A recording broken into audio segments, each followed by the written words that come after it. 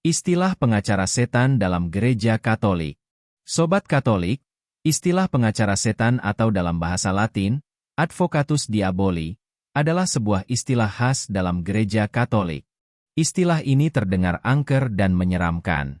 Karena, orang mungkin akan mengira bahwa seperti namanya, perannya mungkin adalah wakil setan atau pembela setan. Namun sesungguhnya makna istilah pengacara setan tak seangker namanya. Justru pengacara setan memiliki peran penting, terutama dalam proses penyelidikan dan penetapan orang kudus dalam Gereja Katolik. Istilah pengacara setan menunjuk pada pejabat gereja, yang secara resmi diangkat untuk menjadi oposisi dalam proses penyelidikan calon orang kudus.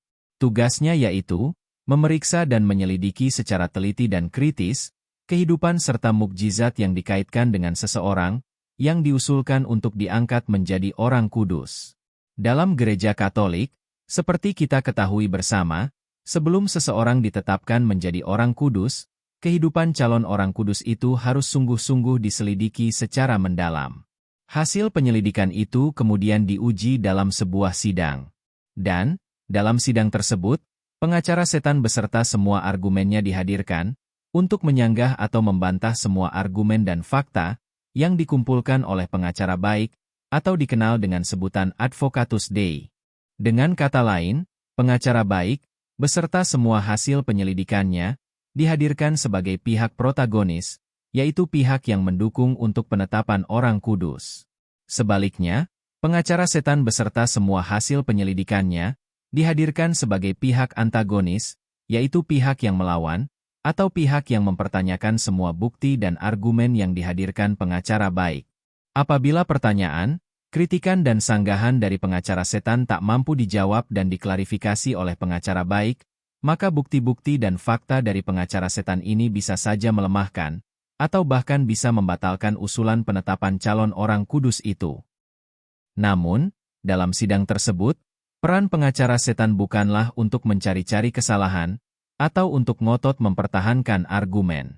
Peran utama pengacara setan, dan juga pengacara baik, adalah menghadirkan argumen dan fakta dari sudut pandang berbeda. Ibarat emas yang harus dimurnikan dalam api yang berkobar, demikian juga semua argumen dan fakta terkait calon orang kudus harus dihadirkan, agar keputusan yang nantinya diambil, tidaklah keliru. Argumen dan fakta-fakta itu dihadirkan, untuk saling mengoreksi dan untuk saling memurnikan. Tujuannya, agar penyelidikan untuk penetapan orang kudus, dilaksanakan dengan cermat dan teliti, serta didasarkan pada bukti-bukti yang objektif dan valid, sehingga keputusan yang akhirnya diambil adalah sungguh-sungguh keputusan yang tepat. Istilah pengacara setan, atau dalam Gereja Katolik secara resmi disebut promotor fidei, mulai dikenal sejak awal abad ke-15, saat Paus Leo ke-10 memimpin Gereja Katolik. Namun, sebagai sebuah lembaga resmi, pengacara setan atau promotor fidei, dibentuk oleh Paus Sixtus ke-5 pada tahun 1587. Sejak saat itu, pengacara setan diberi wewenang yang besar dalam proses penyelidikan, dan dalam penentuan layak tidaknya seseorang ditetapkan menjadi orang kudus dalam Gereja Katolik. Salah satu pengacara setan yang terkenal dalam Gereja Katolik, dan juga sekaligus menjadi tokoh penting, yang meletakkan dasar yang kuat, tentang prosedur penetapan calon orang kudus, adalah Kardinal Prospero Lamartini, yang di kemudian hari menjadi Paus Benediktus ke-14.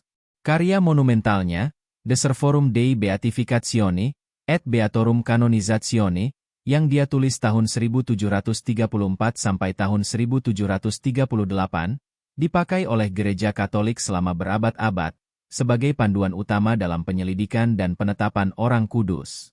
Ia menjabat sebagai pengacara setan dalam proses penetapan orang kudus, atau proses beatifikasi dan kanonisasi dalam Gereja Katolik, selama 20 tahun.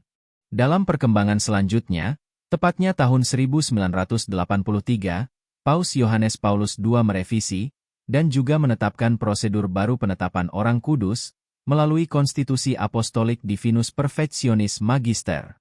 Sejak saat itu, peran dan wewenang pengacara setan, dalam penetapan orang kudus berkurang secara signifikan.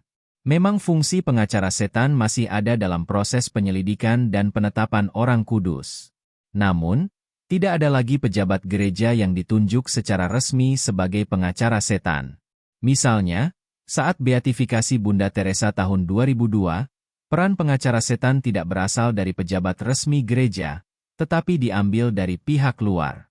Saat itu, dihadirkan Christopher Hitchens, seorang kolumnis terkenal, anti-Tuhan, dan banyak mengkritik karya Bunda Teresa, bahkan ia menjadi tokoh paling depan yang memprotes beatifikasi dan kanonisasi Bunda Teresa. Semua sanggahan dan kritik Hitchens dihadirkan dalam sidang. Fakta dan bukti hasil penyelidikan dari pihak gereja terkait Bunda Teresa juga dihadirkan. Semua argumen, baik argumen yang mendukung, maupun argumen yang menolak penetapan Bunda Teresa sebagai orang kudus, dikumpulkan dan dijadikan bahan pertimbangan. Dan, dari semua argumen dan pertimbangan yang dilakukan secara teliti, dengan sangat hati-hati gereja akhirnya mengambil keputusan, menetapkan Bunda Teresa sebagai orang kudus. Terkait dengan istilah pengacara setan ini, ada yang menduga, terlebih mereka yang pernah membaca novel Angels and Demons, karya luar biasa dari Dan Brown, bahwa dalam proses pemilihan paus, gereja Katolik juga menggunakan peran pengacara setan, yaitu untuk meneliti dan mengungkap sisi buruk para kandidat paus, agar nantinya yang terpilih menjadi paus adalah sungguh-sungguh sosok terbaik. Dugaan ini tentu keliru, karena dalam sejarah gereja Katolik, promotor fidei, atau yang populer dengan istilah pengacara setan, hanya berperan saat proses penyelidikan untuk penetapan orang kudus. Dalam konklav, atau proses pemilihan paus, tidak pernah sekalipun gereja Katolik melibatkan pengacara setan. Istilah pengacara setan tidak pernah dikenal dalam sebuah konklav. Dan, perannya juga dalam konklav, memang sama sekali tidak diperlukan. Sobat Katolik, itulah ulasan singkat tentang istilah pengacara setan, atau devil's advocate, atau advocatus diaboli, atau promotor iman dalam gereja Katolik. Semoga melalui ulasan ini, kita makin mengenal dan makin mencintai gereja dan Tuhan kita.